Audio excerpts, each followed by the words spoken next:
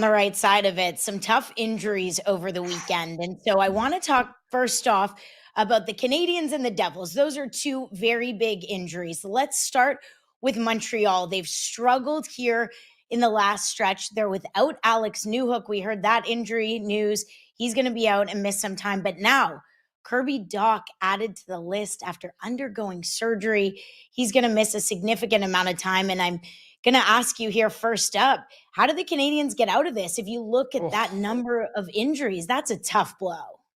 Yeah, it's not just the volume, it's also the impact, right?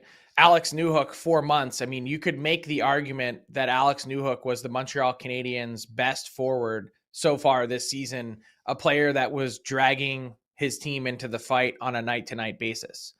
Kirby Dach, then, a guy who had really turned the corner, he can't catch a break. It seems like every season there's some significant Kirby Dach news. This one, 4 to 6 weeks with a fractured foot.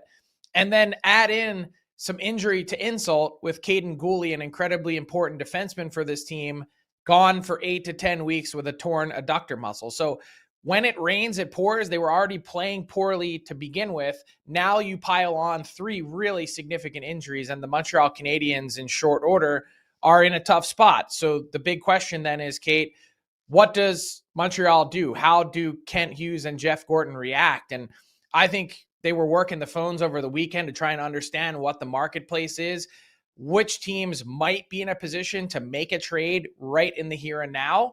But they'd like to make a move if possible, but only in exchange for a deal that they would likely otherwise do if all these guys were healthy. In other words, this is not a panic transaction that would be coming if the Montreal Canadiens decide to step up and do something. They're interested to make something happen, but it would have to be irrespective of these injuries, a quote unquote hockey trade, so to speak. So that's what Montreal's looking at. And then, Kate, you turn to the New Jersey Devils and it gets worse. Yeah, and I think, Frank, what stands out for me right now is when we hear of these injuries, especially to star players, the first immediate reaction is he going to be okay for the Olympics? Because we're on a second time crunch aside from the NHL as well. So when we're talking about a player for the New Jersey Devils, their scoring leader in Jack Hughes, he gets injured at a team dinner in what they're calling a freak accident, a freak injury. And your immediate question mark, as the Devils have been cruising, is the timeline okay for Jack Hughes? And it's kind of sounding like that. So what do you think, and what can you tell us about what might have gone on behind the scenes? Yeah, as you mentioned, just an absolute freak injury. And with Jack Hughes, it seems like everyone, at least at this moment in time, after undergoing surgery over the weekend, he's going to miss 2 months, which would put him in mid-January, and he'll be reevaluated right around the new year in 6 weeks to see what kind of work he can begin doing to get back on the ice. Really unfortunate spot for a player who really had a magical start to this season and had taken his game to the next level and was dragging the Devils along with him. But then you look at the Devils lineup now without Jack Hughes for 2 months, and things start to get pretty thin in a hurry. They've got obviously other scoring help in Jesper Bratt and Nico Hischier in that group, and that line's going to continue to chug along. But it's the bottom half of New Jersey's lineup that you turn around and you say, geez, they got to find a way to get some scoring from this team somehow.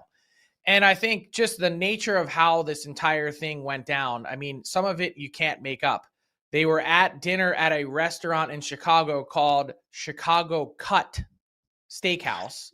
And then he somehow cuts his hand on a piece of glass. And then over the weekend, Cody Glass goes down with injury, which has just led to all sorts of memes all over social media. And we're not making light of Jack Hughes and the Devils at dinner, but it's a freak incident and occurrence. And so certainly hate to see that, and wishing Jack Hughes all the best as he gets back on track. But man, the internet was aflame with all sorts of commentary on social media, as it usually is. And it hurts for a guy that one of the big question marks about his career has been availability, reliability, dependability. To have something off ice, non-hockey, take him out of the lineup, it's a total gut punch.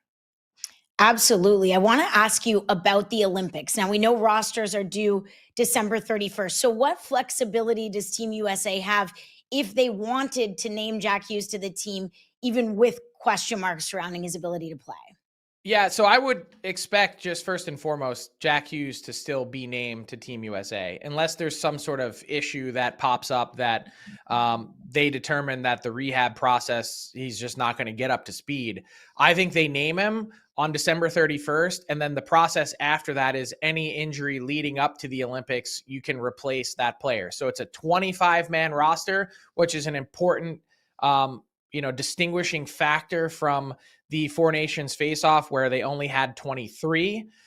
Back at Four Nations, they didn't want 5 extra guys sitting around not playing when they could have been on vacation. The Olympics is a bit of a different beast. More players are invested and interested and willing to take the time to play or be part of a team chasing a medal, playing for their country. So this time around, they've got 25, which leaves a little bit more breathing room. But nonetheless, I think it really heightens these conversations that we've been having, including last week on the show, about who are these last cuts? How's it all going to come together? Because that is all going to be pretty significant as every country is going to manage some real injuries. Yeah, and as you mentioned, he's set to be evaluated at the 6-week mark. So that may give Team USA some answers on the optimism or lack of optimism for his ability to play in the Olympics. Okay, staying on the injury train, a scary moment in Montreal for Charlie McAvoy. Take a look at this slap shot from Noah Dobson and where he takes the shot. Oh, just absolutely gruesome. And you see the deflection there, and you look at Cole Caulfield, he can't even watch. He skates away because he's horrified at what he just saw. And look, this Montreal has just been a house of horrors for Charlie McAvoy. Speaking of Four Nations, going back to the infection that he had in his shoulder, which cost him a chance to play in the championship game at Four Nations because he needed to be hospitalized shortly thereafter. It's been a really tough go for Charlie McAvoy in his last couple trips to Montreal. And look, I had a chance to connect with some Canadiens players over the weekend just by happenstance, and they mentioned just how panicked the scene was. Charlie McAvoy was in some significant distress. They relayed that it was quite literally raining teeth as he was on his way off the ice. So great that Charlie McAvoy was able to recover enough to be able to accompany the Boston Bruins on their flight home, which is always a good sign. And obviously he's a warrior. He'll get back out there as soon as possible. But you also watch that clip again, and if you really look at it, what you see is a guy who, believe it or not, ended up being incredibly lucky in the sense that this ended up hitting his shoulder pads first, right on his collarbone, before it deflects up and hits him right in the mouth. So just brutal to watch, and brutal for a Boston Bruins team, Kate, that has been cruising along in no shortage or no small part because of their defense and the way that they've defended with the help of Charlie McAvoy. Yeah, you mentioned cruising along, winning 8 of their last 9 games. And so let's talk a little bit about the Bruins and what stood out to you. What have you seen from them aside from really tightening up defensively that has helped them produce at this pace and be where they are in the standings? Yeah, and where they are in the standings is important. Remember, the Bruins were languishing toward the bottom of the Eastern Conference standings, as the calendar was turning. And I was saying at Halloween, what are the Bruins? Are they a good team, a bad team? Are they a middling team? We didn't really have an answer. And I think internally the Bruins aren't necessarily going to be fooled about what they are or aren't. I think they're trying to figure this all out. I think they know that there's some flaws in their roster, but also this run up the standings now, waking up on November 17th, being in first place in the Atlantic, it speaks to a few things. One, you mentioned coming together, and I view the Bruins as a way more cohesive team than they were a month ago. They're definitely playing more and thinking less. I think Marco Sturm has done a great job providing some connective tissue to the various parts of their game to get them playing more as a team. But it also speaks to how tight the standings are from top to bottom. And we'll touch on them next, but the Toronto Maple Leafs are in 15th place in the East. And it sounds funny to say, but the Leafs are I don't know, 6 points out from being in first place in their division. So you can go from 15th, you can go from outhouse to penthouse in a really short period of time by putting together a good week. The Bruins have put together 3 really good weeks, and now they're in a spot to be in the driver's seat. Let's see how long they can hang on to it with the injuries to the Montreal Canadiens that we just talked about. The Detroit Red Wings, who have, they've played good and bad hockey over the course of this season. That's the story of the East, Kate, is that no team is really flawless. Yeah, and you mentioned the Toronto Maple Leafs, and they have been struggling, and they've dropped now way down in the standings. But as you mentioned, it's a small window. So I want to ask you about the Toronto Maple Leafs. When you hear Craig Berube come out and say, we aren't playing confident, and then he says, maybe they need a swift kick, or maybe they need positive reinforcement. That leads me to question, what is this team? What is the Toronto Maple Leafs? What is their identity? Can you answer that? I can't, because I think at this exact moment in time, I can define what they are right now. They are a team that can score and do little else. They can't defend. They can't get good goaltending. Their stars are disappointing them at their own end of the ice. And they are a very average hockey team, maybe even below average at this juncture. And I think that's the tough part, is I don't really know where they go from here. Craig Berube mentioned a swift kick, and you say, okay, so is the swift kick a trade? Is it a coaching change? Do the Leafs just sit back and try and find a way to work their way out of it? They've got a few of those options on the table. But when it comes to a trade, I personally, as much as Brad Treliving is aggressive and may be interested in shaking things up and making a hockey trade, as we just talked about, I don't know how the Leafs find a way to pull that off if you consider 2 of those things are absolutes. One, they don't have interest right at this juncture in trading futures. And frankly, they don't even really have that many futures to trade, period, outside of a really talented Easton Cowan, which I think they'd be loath to do. They also don't have either of their first 2 picks in this upcoming draft. Then you look at their roster and you go, okay, let's consider some of the non-negotiables. If you're saying Austin Matthews, William Nylander, Matthew Nyes, and probably even John Tavares are off the table. So who are we really even talking about? Brandon Carlo and who? Who else on the Toronto Maple Leafs roster is providing you value to go out and move? And if you're trading Brandon Carlo, for instance, well, you just traded a ton to get him, Fraser Minton and a first-round pick plus. So now you're going to trade away for pennies on the dollar while he's playing some poor hockey. You're better off hanging on to that asset. Think about it like a stock and watching it appreciate again at some point in time. The Leafs, I'm telling you, are between a rock and a hard place. I don't think they have any interest in making a coaching change. And in fact, I think at the very top of Maple Leaf Sports and Entertainment, Keith Pelly has shown that he has a lot of faith and interest in Craig Berube for a team coming off a 108-point season. I don't think it's the coach. I think it's an underperforming, poorly constructed roster that's in a transition year and doesn't really know where to go from here. Do you question what's going on in the room and the players and the messaging? Like, is it turning sour? Are you hearing things like that? I know it is early on and they can be in the mix, but it doesn't seem like there's that buy-in. When we talk about Boston, you see that buy-in. You see players, sacrificing their faces to block shots and to be where they need to be. Is there a lack of buy-in in the room? I can't answer that because I'm not within those doors. But what I look for and what I'm failing to see is fire. Where is that all-out compete? Where's that commitment? Where's that intensity? And it has to be on the players. The coach provides enough fire for you. Craig Berube, you look at him and you're intimidated. That's part of their deal, is you're not getting a coach who's not intense, not, bringing it every night or every practice. But if you're not translating that, if you're not sharing that same intensity, I mean, that's on you if you can't get up for that. And I think that's been missing from the Toronto Maple Leafs for years. And I think it starts right at the very top with the guy wearing the C.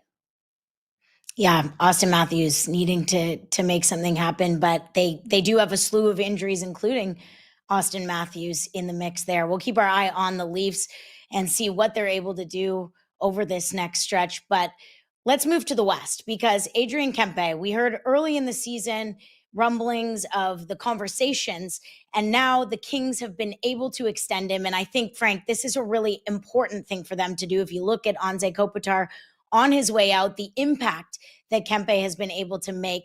How did we get to this point, to them actually getting this big deal done? 8 years. Well, the market kind of crystallized around him, right?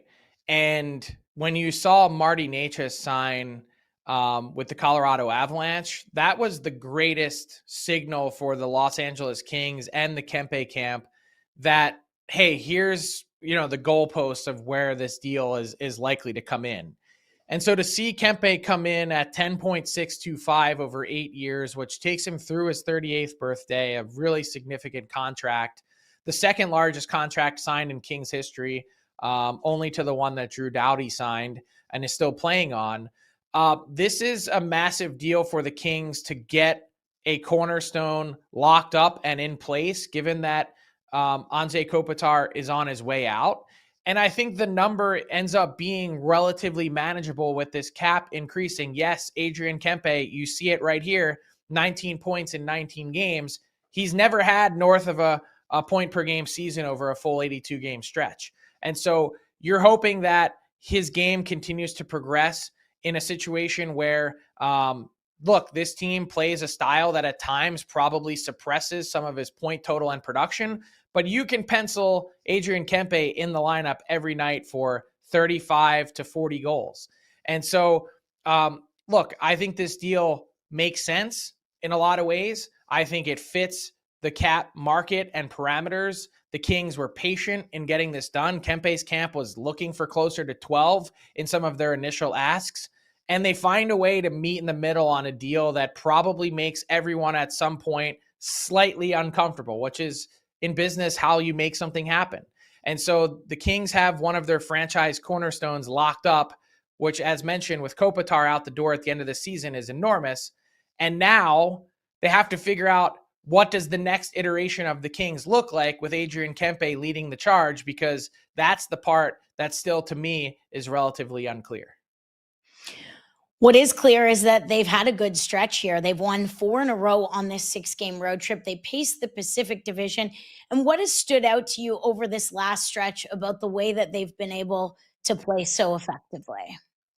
Yeah, I think it's a whole bunch of different things. One, we talked last week about the Corey Perry effect. Their record since he has rejoined the lineup has been ridiculous to make his season debut. He's been, the fountain of youth. And I think all facets of the Kings game have found a way to hit their stride at the same time. Everyone seems to be settling into place. They're not asking anyone to do too much, and their goaltending has been good in Darcy Kuemper. So that part, I think all those things have smashed together for a Kings team that I was not really sure what to expect this season.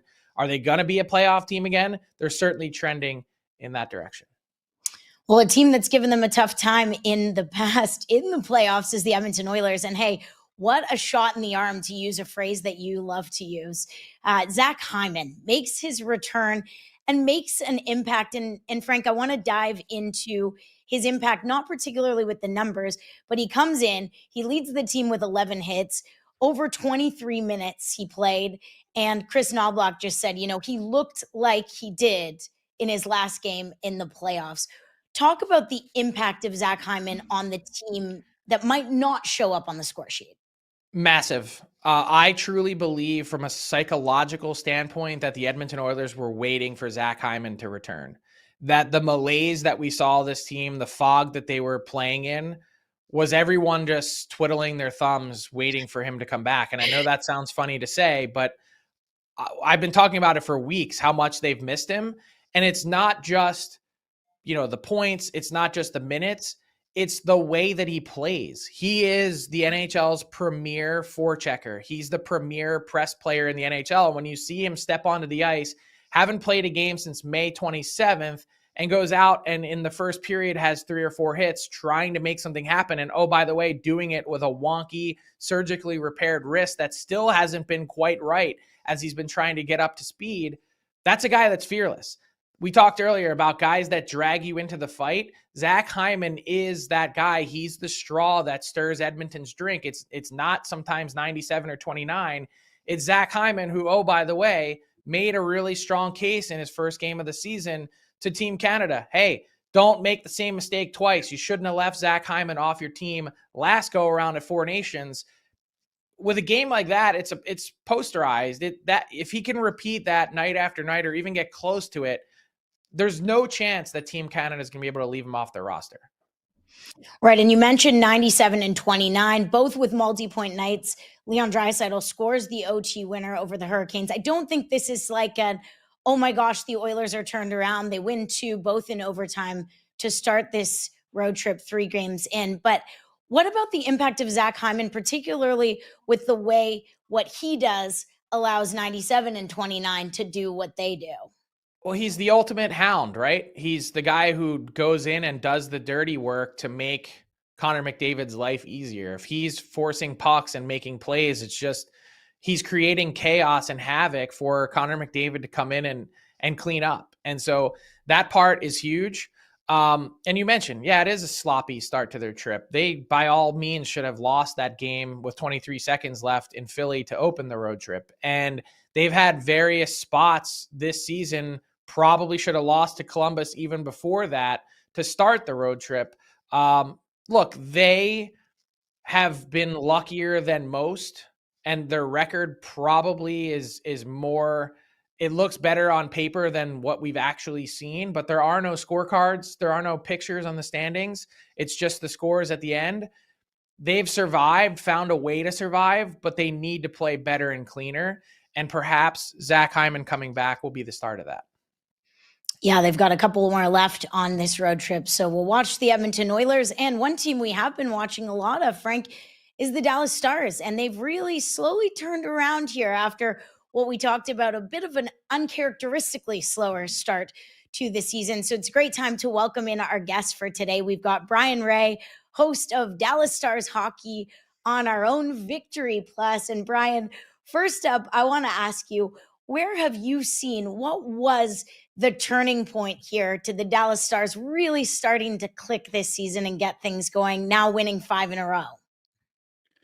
You know, I think it's a couple of different areas. First of all, just comfort. You know, if you guys were talking about the uncharacteristic slow start, I wasn't totally surprised that it was a slow start. And I'm not saying that in a pat myself on the shoulder thing. If you look at what Dallas was dealing with, new head coach, new style of play, new power play coach, your captain goes down, Matt Duchene goes down, Niels Lundqvist goes down, Oscar Beck was out of the lineup. It was a very tumultuous start in a lot of different areas. And none of these are, I would say, major factors, but it's almost like a death by 1,000 paper cuts thing. Just a lot of little changes and discomforts right off the hop that this team had to navigate. Now, since all of that has taken place, I've become more comfortable in what Glen Gulutzan has wanted to do in his style of play.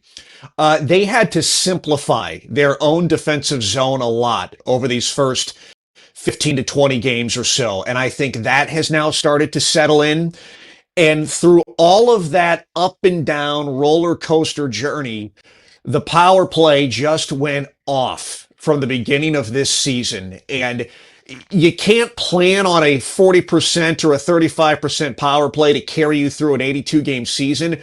But if it's going to get hot when you are dealing with some chaos and some change between your stuff in the locker room with health and on the ice, it's a great security blanket to have. So between cleaning up their own defensive zone and their power play being as dangerous as it has been, that's been able to cover up, call it some temporary warts as they were trying to figure out who they are going to be as a hockey team. Yeah, it's the ultimate weapon, Brian, to be able to roll out that power play to just go out there and find you some magic. But when it comes to how this team is defended, you mentioned their defensive zone play and some changes that Glen Gulutzan wanted to make. Their numbers actually look pretty good defensively. Have you seen a marked improvement there? I don't know if I would use the term market improvement. I think it's been slowly building from game to game. And the two big things that I took away from the Stars in their defensive zone, Glen Gulutzan talked a lot during training camp of they're okay conceding perimeter shots and low danger shots. As long as they cover the dangerous parts of the ice, they're fine dealing with anything that comes from the outside. So I think the first part of that was simply getting reads correctly and making sure you're getting to the most dangerous part of the ice to take that away. The second thing I've noticed is with Peter DeBoer, when they had the puck and they wanted to exit their own zone, it was one pass and go. He wanted speed through the neutral zone as quickly as possible to put a team on their heels. I felt the Stars are willing to be a little more methodical in breaking out of their own zone. They're okay using a second pass or a third pass before they finally get to neutral ice. So from a schematic standpoint, I think those are two changes that had to settle in. And then the last thing that, my co-analyst, my co-host Brent Severin noticed is there would be this little exchange along the wall, along the perimeter, where if the puck was going from low to high, there was some type of handoff from the defenseman to the forward or one forward to another. And it took the Stars a while to get that read in place to where the handoff was occurring in real time the way they wanted it to. And they weren't leaving some type of space or some type of gap for the opposing team to penetrate. So they seem to have had those little wrinkles, whether they're firmly locked in or whether they've now become second nature and they're not thinking the game as much. That, I think, has been building over these first 19 games of the season that put them in a more comfortable place defensively. Speaking of comfortable place, what about an overall vibe check of just the difference between head coaches and their style? Look, you can't argue with Pete DeBoer and the success that he's had, but there's no question that he does have a bit of an edge to him. And Glen Gulutzan is a bit more easygoing. How do you think the players have adapted to just the change in the voice in particular? Listen, when you're sitting top three in the Western Conference, clearly the players are settling into something, regardless of how up and down it's been. You're right about the difference in style and maybe difference in personality. And I would imagine the players are enjoying what is probably a little more laid back, but a very honest and forthcoming personality. The biggest thing that we noticed right off the hop covering Glen Gulutzan, and it was probably the first or second day of training camp, and somebody asked him about younger players trying to find expanded roles for themselves. And the way he answered it is he basically said, listen, I'm talking about Maverick Bourque and Niels Lundqvist. Let's talk about Maverick Bourque and Niels Lundqvist. And for those of us as media members, we're like, okay, he knows who we're talking about and he's fine going into it. And then he just was honest and saying, yeah, those are two players in training camp that were going to get very heavy looks, put in multiple situations. And he basically started laying out his plan. So from a media aspect, Peter DeBoer was a little more guarded with his information. A lot of hockey coaches are. I mean, he's not a unique bird in that situation, but we noticed that Glen Gulutzan seemed to be a little more forthcoming in how he discusses the game and opens up about things he's seen. He's never going to give us secrets. No hockey coach is. But I would imagine that has carried over into the locker room when he's having both team and individual meetings of being forthcoming in what he sees and what he wants. And players want communication. They want direct, honest communication. He's a direct, honest guy. He's just a little more laid back in the way he approaches it and delivers it. I want to ask you about Jason Robertson, 3-point games in 3 straight outings. He's been electric to watch. What stands out to you about just the way he just seems to continue to play and elevate his game? Consistency is a huge thing for him in this league. And I'm not an analytics as gospel guy, but I do love fancy stats and I do love playing with that. And the analytics and the metrics said this was actually coming for Jason Robertson. Now, I don't know if he's going to score 6 goals in a 3-game span continuously moving forward. He'll cool off from this heater. But the first 15 games of the season, his shooting percentage was below 5%. I mean, that is just not possible to continue for a player like Jason Robertson and the way he's been able to score goals. So you knew at some point the ice cold element was going to pick up for him. But what's jumped out to me, his shot attempts per game right now is the highest that he's had in his career. His shots on goal per game, it's the highest he's had in his career. And then the big number that I had my eye on, it's called shots through percentage. It's exactly what it sounds like, the percentage of his shots that are getting through to the net. It is at the highest point it's been in his career over an 82-game season. It had dropped over the previous 2 seasons, and now it's back up into the upper 50s. It's around 59% last time I looked. So the fact that he's getting shots through, he's taking more attempts than he ever has, he's putting more shots on goal than he ever has, he's on pace for the largest shot volume season of his career. All of that says that at some point the puck is going to have to go in. He wasn't going to continue clicking at a 5% rate. Now it has started to go in. So if he maintains this consistency of getting shots through to the net at the volume he is, there's no reason that he should not continue scoring goals. Once again, I don't think it's going to be 6 goals over 3-game spans, but to start picking up a goal every other game, every 2 games, every 3 games, that's more of the 35 to 40 goal scoring Jason Robertson we're used to seeing, and I think he has turned that corner. The metrics and the fancy stats certainly say that he's been there. Yeah, it's been awesome to see. Brien, one of the stories so far of the season has been just some massive contracts that have been signed. And I'm curious with Thomas Harley, $85 million signed just before Halloween. We've seen it impact guys differently. They feel the need to try and kind of live up to the number that they're now, signed and paid to play at. We've had about 3 weeks of sample size since then. What have you seen from Thomas Harley, and what's the shape of his game right now? Well, he just was put basically in a week-to-week situation, so he's out of the lineup. So he's been dealing with some type of, I believe it's a lower body injury, and they finally decided to shut him down. But Glen Gulutzan was telling us after their last game that he was trying to play through it, especially for the last 3 to 4 games. So he's compromised for part of this. The offensive numbers certainly have not been at the same rate of a 50-point campaign like he had a year ago. Part of that also has to do with Miro Heiskanen's health. We were used to seeing Thomas Harley quarterback the number 1 power play last year after Miro Heiskanen went down. He hasn't been doing that. Miro Heiskanen's been quarterbacking the power play unit, or at least the top one. And it's not necessarily an indication of Thomas Harley. It's more Miro Heiskanen is healthy and available. You mentioned Glen Gulutzan and some of the differences Peter DeBoer earlier. He's leaving the number 1 power play unit on the ice for $1.15 or $1:30. They're getting the Connor McDavid treatment right now. And how do you change that if you're clicking at 39% as a power play unit? So I think he's had almost a reduced role, but it's not because of his play.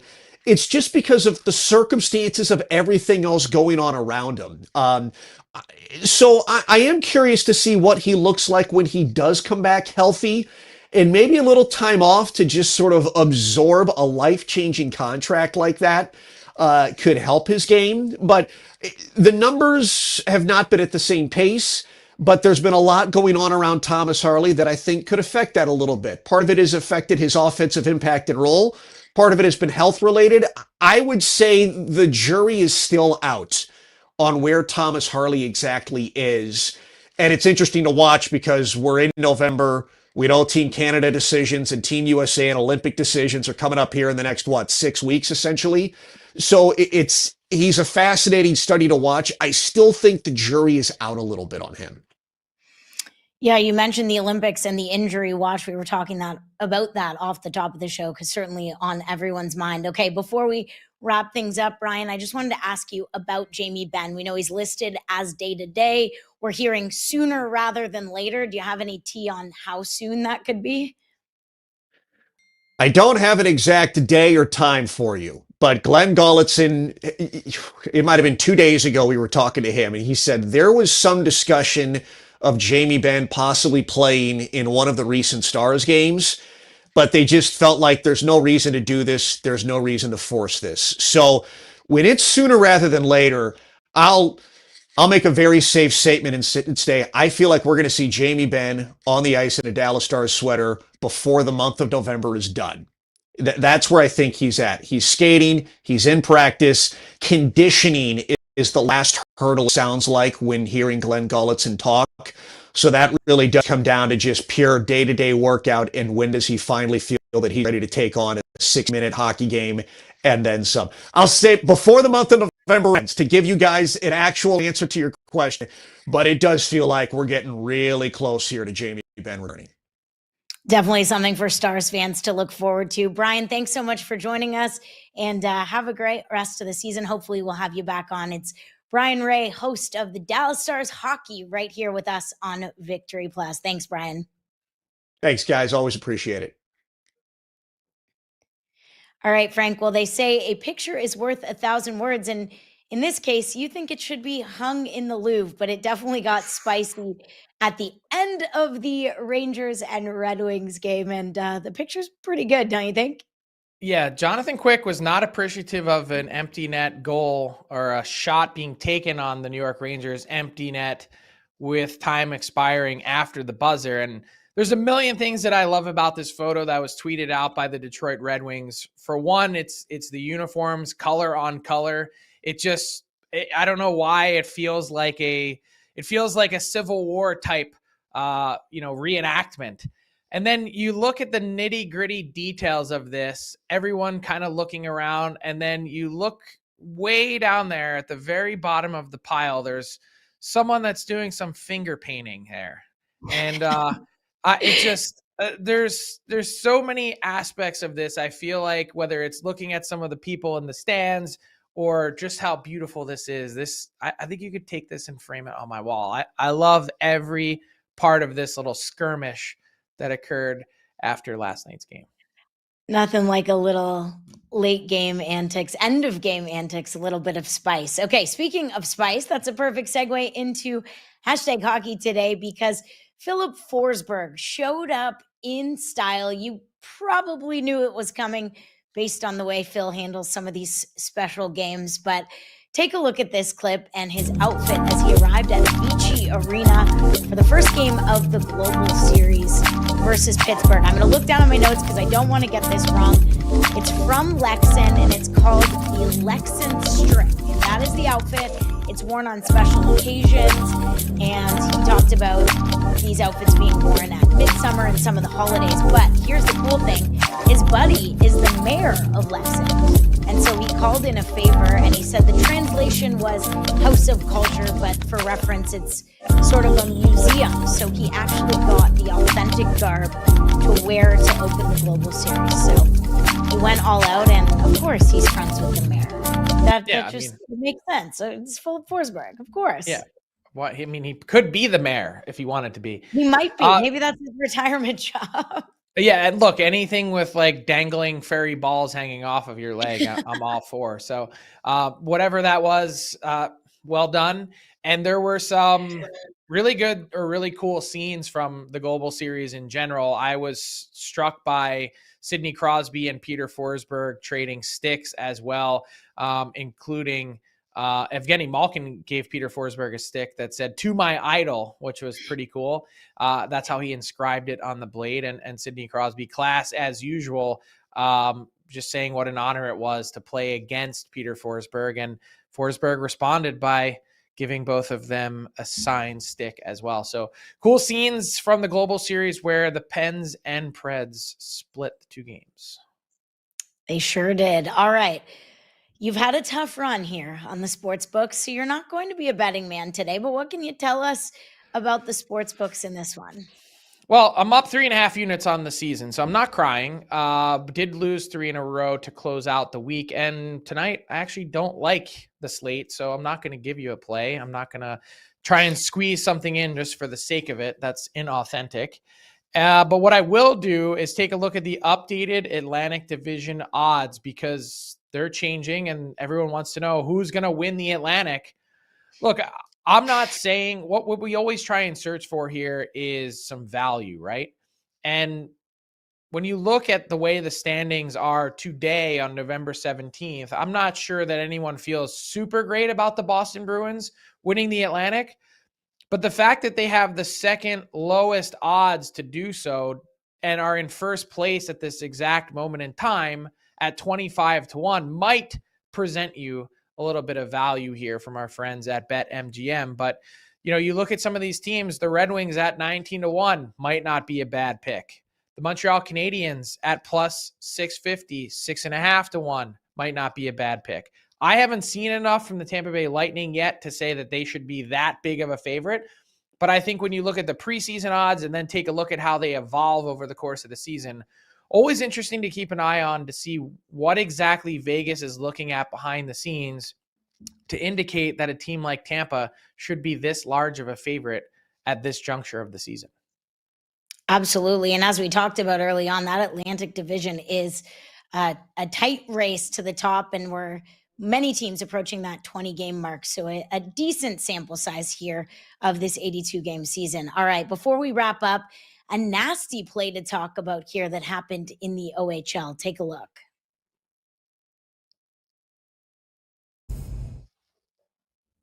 And this was Luke Dragusica behind the net here. And you'll see the two-handed slash to the head, followed by a cross-check into the ice. And he's ready to drop him, ready to fight.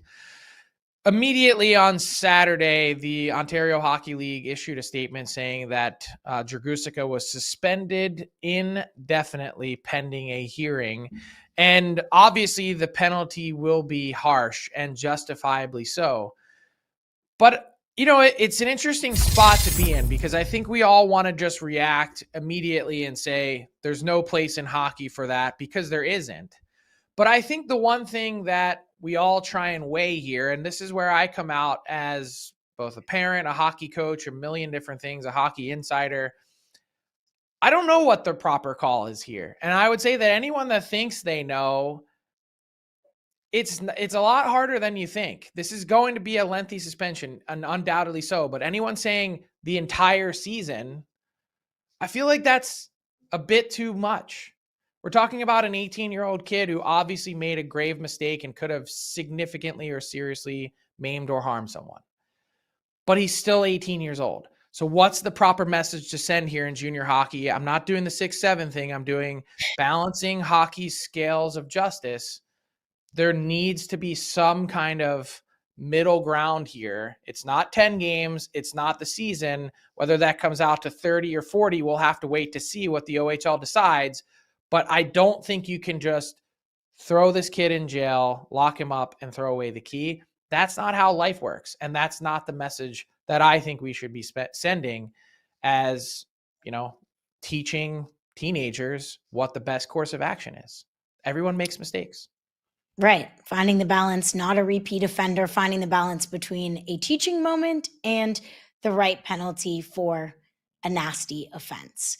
All right. Thanks for that insight, Frank. And thank you to everyone for watching. We enjoyed having our friends on Twitter and YouTube, as well as on Victory Plus here on Frankly Hockey. And the great news is you've got 4 more days with us.